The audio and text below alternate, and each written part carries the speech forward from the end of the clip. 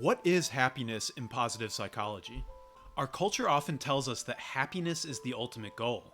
Phrases like, I just want you to be happy, or as long as you're happy, that's all that matters, shape how we think about the word.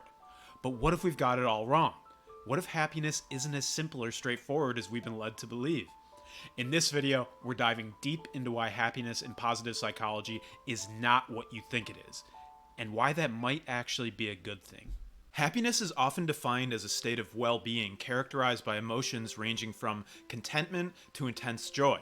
It's a combination of how satisfied you are with your life and how good you feel on a day-to-day basis. Now, let's talk about happiness set points.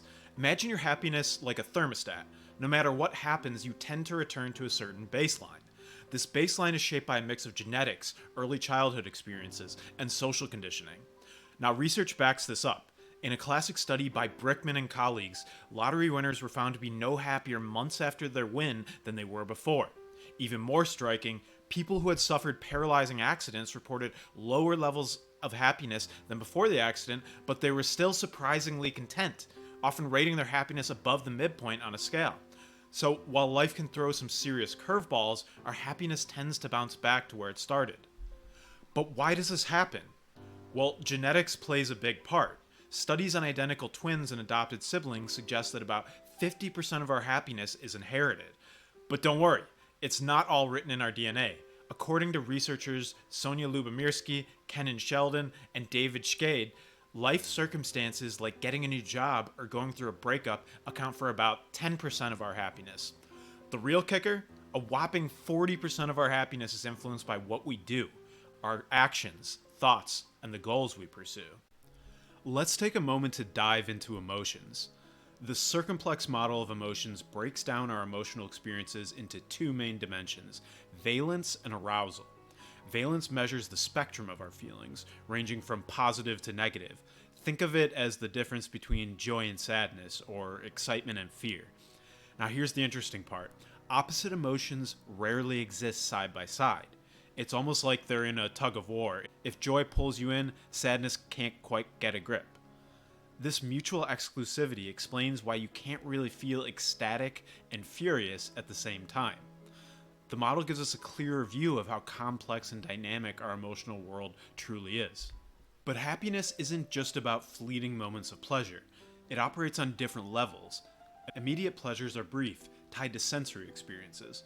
Emotions like joy and pride last longer, anywhere from a few seconds to several hours. Moods, on the other hand, can stretch from hours to weeks, setting the overall tone for our emotional state.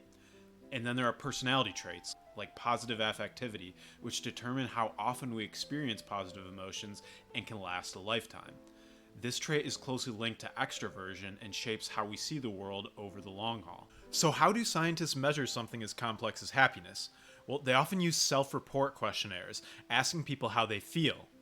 While this method is certainly far from perfect, ensuring these tools are reliable, consistent, and valid, accurate, is key to ensuring that these are at least the best measures we have for unlocking the secrets of happiness. In short, happiness is a complex mix of genetics, life circumstances, and our own actions.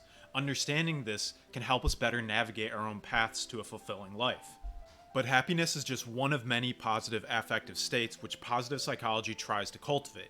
A more encompassing term which includes happiness and is often used synonymously with it is well-being. But what is well-being and how does it differ from happiness? When we talk about well-being, it's not as simple as just feeling good. Positive psychology dives deeper into this idea, breaking it down into two major categories: hedonic well-being and eudaimonic well-being. Let's break these down. First, hedonic well-being is all about maximizing pleasure and minimizing discomfort.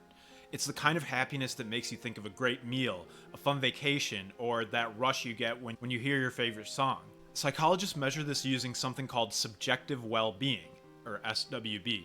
This involves three main components: high levels of positive emotions, low levels of negative emotions, and a strong sense of life satisfaction.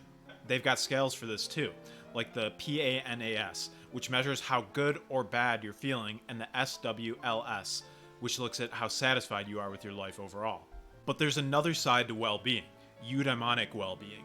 This isn't just about feeling good. It's about being good in the sense of fulfilling your potential and finding purpose. Imagine a daimon or guiding spirit helping you connect with something bigger than yourself. Famously, Socrates spoke of a daimon, a guiding inner voice or spirit that provided him with wisdom and moral direction. Similarly, Carl Jung described the daimon as an inner force driving us towards self-realization and the pursuit of our true purpose. Both viewed the daimon as a crucial element in the quest for personal growth and a meaningful life. Eudaimonic well-being taps into that idea, focusing on living a life rich with meaning and purpose. To measure this, psychologists use tools like the Meaning in Life questionnaire and the Purpose in Life tests. Here's the interesting part. While hedonic and eudaimonic well-being are different in theory, in reality, they often go hand in hand. Studies show that people who experience more positive emotions also tend to find more meaning in their lives, especially if they're actively seeking it. Research by Ryan and Deci from 2001 shows that pursuing activities that promote personal growth, purpose, and social connections, eudaimonic well-being, can lead to increased positive emotions, hedonic well-being. Additionally, a study by Huta and Ryan from 2010 revealed that individuals who actively pursue meaning in life also tend to experience a higher frequency of positive emotions. This suggests that actively seeking meaningful experiences can, in turn, enhance overall life satisfaction and happiness. Other research, such as that by Steger et al. From 2008, supports this connection, showing that individuals who report greater meaning in life also experience greater levels of well-being, including positive emotions. Thus, while hedonic and eudaimonic well-being are distinct in theory, they frequently reinforce each other in practice. So, the more you chase meaning, the more satisfaction you're likely to find. Now, let's talk about how these ideas come together in what's called the authentic happiness model, proposed by Martin Seligman. He suggests that true happiness can be reached through three distinct paths: the pleasant life, hedonic; the good life, where you're deeply involved in activities that use your strengths; and the meaningful life, pursuing goals that matter to you. Now, Seligman didn't stop there. He further expanded this into the PERMA model, which stands for positive emotions, engagement, relationships, meaning, and accomplishments. These 5 elements are key to living a fulfilling life. The idea here is that happiness isn't just about feeling good, it's about being deeply engaged, building strong relationships, and finding meaning and achieving your goals. The 5 components in the PERMA model really emphasize that the common conception of happiness as the be-all, end-all in life and in positive psychology is not really as simple as you thought it is.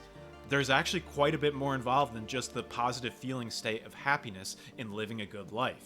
Whether you're in it for the pleasure or the purpose, understanding these dimensions of well-being can help you live a more balanced, fulfilling life. But how do you cultivate happiness and well-being in positive psychology? Luckily, there are a whole bunch of practices and exercises you can do to start improving your well-being today. Check out this video where I reveal 17 science-backed positive psychology exercises you can start doing today to feel better and begin living a life filled with more positive emotions.